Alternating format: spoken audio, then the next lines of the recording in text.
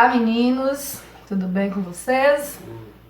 Vamos para mais um dia de aula, né? Nossa aula de português, nossa segunda aula do nosso segundo bimestre. Na primeira aula nós estudamos o texto e ficou para você responder. E agora nós vamos corrigir as atividades que estão nas páginas 5 até a página 7. Vamos lá? Foi baseado no texto de Fátima Miguez.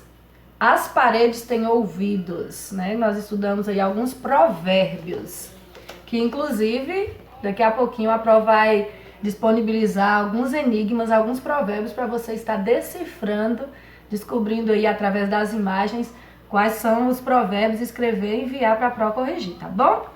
Mas então vamos lá na nossa correção. O poema de Fátima Miguez tem como tema, qual é o tema do texto que ela escreveu? Letra B, né? Ditados populares e provérbios, muito fácil. 2. Quais curiosidades sobre as expressões populares podemos encontrar no poema? Quais são as curiosidades nessas expressões populares que foi encontrado aí?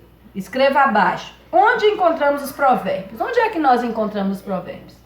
Na boca do povo, né? O povo é que fala, por isso que diz ditados populares, o povo é quem fala. Então nós encontramos na boca do povo. O que é um dito popular? O que é um dito popular? O dito popular é inventar, né? É um invento, é uma brincadeira, é uma coisa de infância, né? Que vai passando de um para o outro. Então é uma invenção. Para que serve o ditado popular? Tá aí, né, no quadrinho verde. Ditado é para pensar.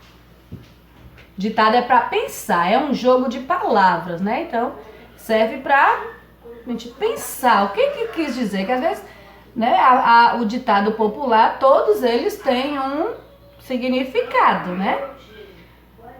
Como devemos ler um dito popular? Como é que nós devemos ler? Na realidade, a gente não deve ler um dito popular ao pé da letra, corrido. A gente tem que ler e analisar, né? A gente tem que analisar, porque, por exemplo, um ditado popular, o pessoal fala assim, casa de ferreiro, espeto de pau. Se eu ler assim, sem analisar, eu não vou entender nada. Que é isso? Casa de ferreiro, espeto de pau. Né? Quer dizer que os ferreiros vivem tão ocupados que mexe com ferro e o espeto para sacar e na hora de procurar não tem, corre lá e faz um de pau. Né? Então todos têm uma análise para entender o que quis dizer esse ditado. Aí a questão 3 em duplas, acredito que você usou aí a mamãe ou o papai, né, para analisar essas questões. A Pro não vai falar uma por uma, que era só para análise. E questão 4. Escolha um provérbio do texto, aquele texto que nós lemos da página 4, ilustre-o em duas situações diferentes em que ele poderia ser usado. Então você iria escolher um dos provérbios ali do texto. Por exemplo, levar a vaca para o brejo. Né? Qual o sentido? Você ia colocar o sentido figurado e o sentido literal. No desenho aí, levando a vaca para o brejo, né? No sentido literal. E o sentido figurado, o que quer dizer? Aí você ia fazer um desenho para demonstrar o que significava essa situação de levar a vaca para o brejo, tá bom? 2 desenhos aí.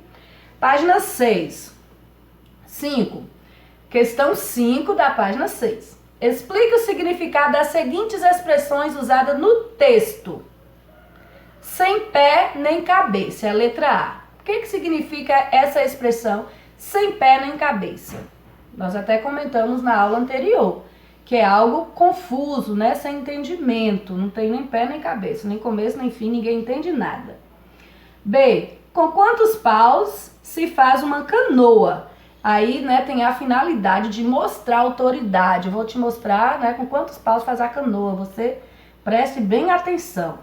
Amarrar o bode. Essa expressão significa o quê? Você precisou pesquisar na internet, no dicionário não vai ter, né?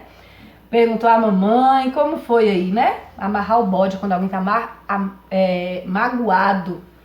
Não sei onde eu vou amarrar o bode, não sei com quem eu vou desabafar.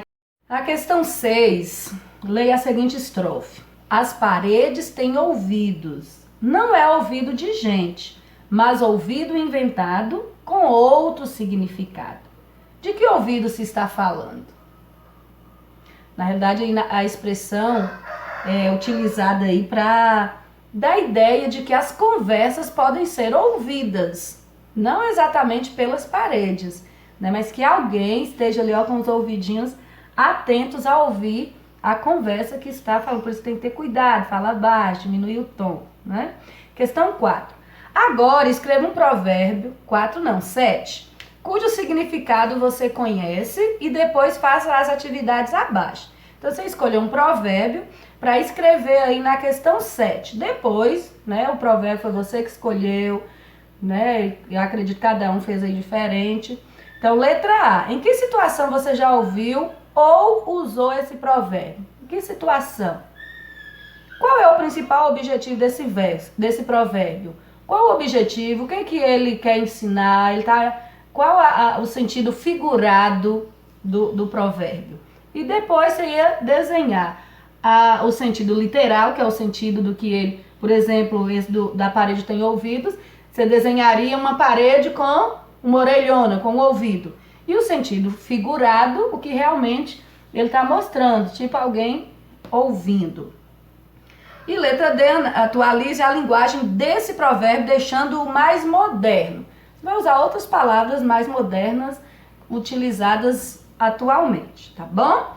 Então, essa foi nossa atividade referente ao texto, só que não acabou por aí. Nós temos mais questões a serem realizadas, que nós precisamos fazer uma pequena revisão agora para você continuar a execução das outras atividades. Você lembra o que é artigo? Artigo, os artigos eles são divididos em dois grupos, artigos definido e artigo indefinido. Os artigos definidos são os artigos a, o, as e os, que definem, tem a definição exata do substantivo. Os artigos indefinidos são uma, uns e umas, que não define exatamente, ok? Se você olhar na página 9, aí no clique, né, está falando um pouquinho sobre artigo, certo? Então, você vai fazer as páginas 8, 9, 10 e 11 aí do livro de português, tá? E além disso, você vai fazer o seguinte, como a Pro já falou no início do vídeo, que está aí no sistema também algumas imagens para você descobrir o enigma, escrevendo alguns provérbios. Baseado nesses provérbios, você irá construir um texto. Na página 12, aí tem a nossa produção textual, onde você usará os ditados populares, tanto os que a Pro disponibilizou no Enigma, ou algum outro que você queira utilizar para montar um poema utilizando os ditados populares, tá bom? E aí você faz com bastante atenção, observe todos os elementos, né, que é preciso para o poema separado em estrofes, cada estrofe escrita em versos. Dá uma pesquisadinha se você tem dúvida, volta lá ao poema da questão da página 4 para você estar conferindo, ok? Então tá, boa sorte, muita atenção e faça toda a atividade com capricho, tá? Beijos!